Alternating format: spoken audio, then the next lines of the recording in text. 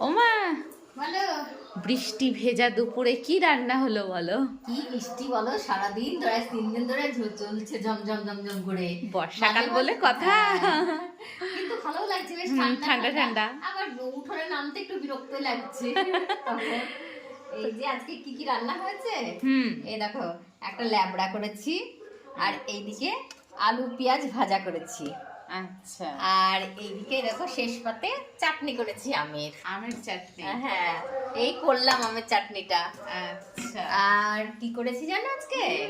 আজকে বুঝতে পারছো নিশ্চয়, এই যে খিচুড়ি করেছি। বৃষ্টি দেখেই বুঝতে পেরেছিলাম। হ্যাঁ, মুসুরির ডালের খিচুড়ি করেছি। এই আচ্ছা, দেখো, খিচুড়ির সঙ্গে আমের চাটনিটা বেশ ভালো লাগে। হ্যাঁ। ওই জন্য আমি খিচুড়ি করলেই আমের চাটনি করতেই হবে। আর তার সাথে হ্যাঁ, দেখো ডিমের অমলেট। হ্যাঁ, এটা তো থাকবেই। হ্যাঁ, সকালবেলায় পাঁপড় ভাজা খেয়েছিল বলে আজ দিচ্ছি না এখন আর। ঠিক আছে, যদি খাবো বলো তাহলে ভেজে দেবো।